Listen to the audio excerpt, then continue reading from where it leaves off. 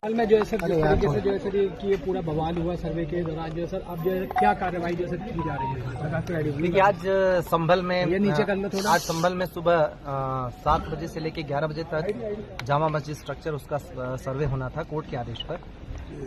Court ने आदेश पर जो सर्वे यहाँ आई भी थी एडवोकेट कमिश्नर के साथ, और उनके साथ पर्याप्त सुरक्षा बल भी था, जिलाधिकारी और पुलिस अधीक्षक भी साथ ही गए थे। और उन सब लोगों के साथ सर्वे करने जब टीम पहुंची, शुरुआत में सब कुछ ठीक था, लगभग 2 घंटे ठीक ठाक सर्वे हुआ, कोई दिक्कत नहीं थी। उसके बाद वहां पे उसी दौरान क्राउड इकट्ठी हो गई। शुरुआत में वो लोग कुछ नारे वारे लगाने लगे, उसके बाद थोड़ी देर बाद वहां पे पथराव शुरू हो गया।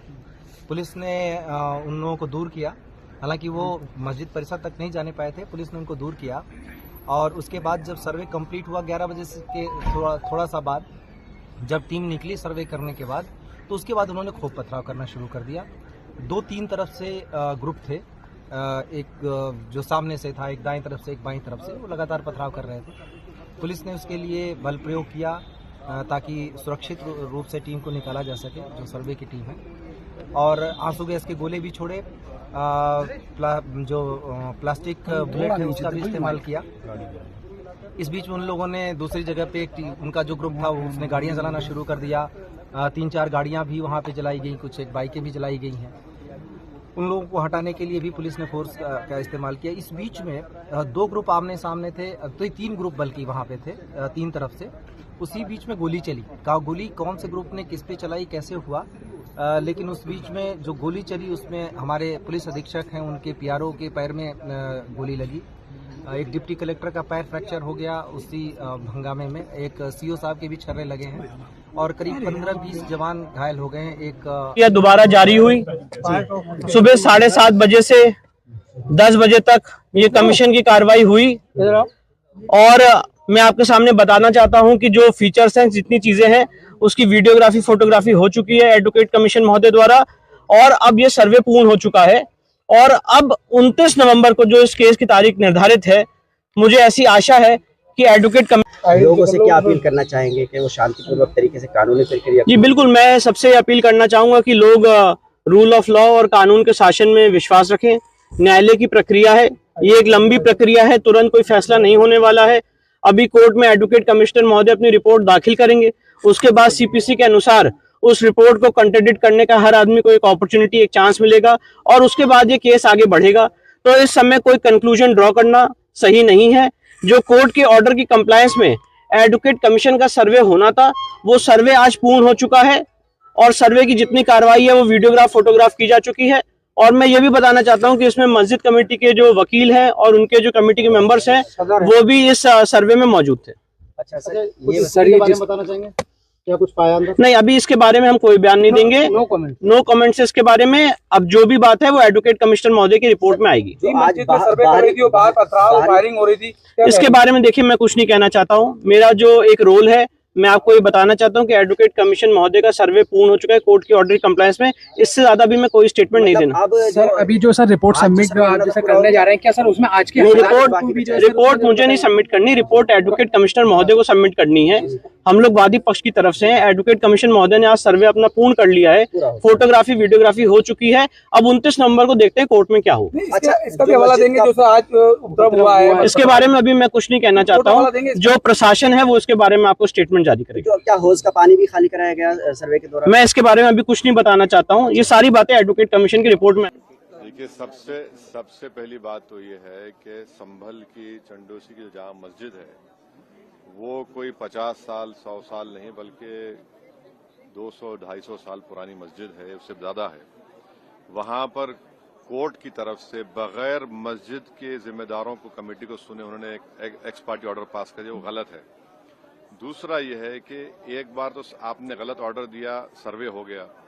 दूसरा सर्वे जब किया आपने किसी को इत्तला नहीं दी। तीसरी बात यह है कि पुलिस का ये काम था कि मस्जिद कमेटी को कॉन्फिडेंस में लेते या वहां की पीस कमेटी को। चौथी बात यह है कि जो सर्वे करने लोग आ रहे हैं वो प्रोवोकेटिव स्लोगन्स लगा कर आ रहे हैं, वो वीडियो उसका है, पब्लिक डोमेन में है। और उसके बाद जो वहां पर वायलेंस हुआ जिसमें 3 मुसलमानों को गोली लगी, उनकी मौत हुई, हम इसका कंडेम करते हैं। ये फायरिंग नहीं बल्कि मर्डर है। और जब से बाबरी मस्जिद राम मंदिर का जजमेंट आया, जिस बात को मैं पर्टिकुलरली कह रहा हूं कि उस जजमेंट के बाद ये सब चीजें खुलेंगी और एक के बाद एक खुल रही हैं। एएसआई प्रोटेक्टेड मॉन्यूमेंट सब बातें कर रहे हैं, क्या एएसआई के कानून में नहीं है कि आप उसका रिलीजियस नेचर चेंज नहीं, कैरेक्टर चेंज नहीं कर सकते? किस बुनियाद पे कर रहे हैं ये? और आप किस बुनियाद पर अपने फेथ को दूसरों पे थोपेंगे? भाई कानून कोई चीज है ही नहीं है। जिस दिन कोर्ट में सुनवाई होती है उसी दिन ऑर्डर हो जाता है, उस दिन सर्वे भी हो जाता है। ये तो 1948 में ऐसे ही होता है बाबरी मस्जिद में। तो ये जो फायरिंग हुई है ये फायरिंग नहीं है, मर्डर है।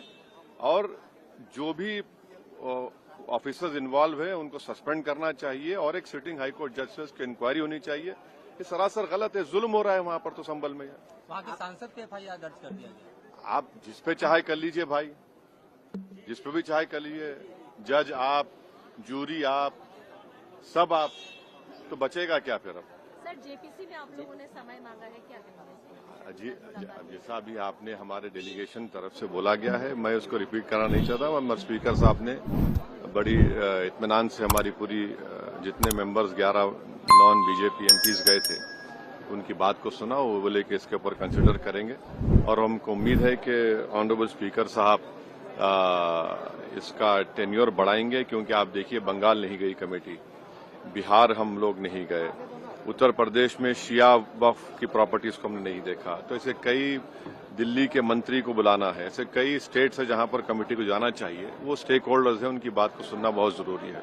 सर वक्फ बोर्ड अमेंडमेंट बिल को लेकर आप क्या सोचते हैं? क्योंकि लगातार सरकार की तरफ से यही कहा गया कि जो मुस्लिम है, जनता है, उनके हित में है, मुसलमान जो है उनके अभी ये कानून बना नहीं, आप देख लिए संभल में क्या हो गया है।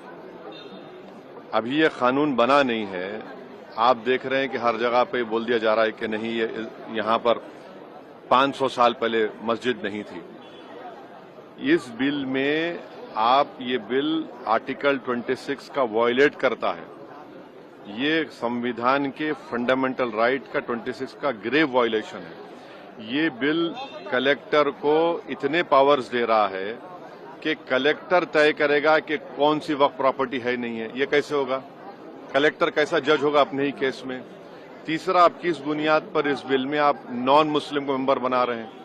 जितने धर्म की बुनियाद पर, चाहे वो हिंदू धर्म के एंडोमेंट बोर्ड्स हो, चाहे दिल्ली का SGPC हो या उसका एक्ट हो, या क्रिश्चियंस के जो भी उनके धर्म के संस्थान हैं, वहां पर तो कोई उसी धर्म का आदमी मेंबर बनता है। आप तो कंपलसरी स्टेट वक्फ बोर्ड में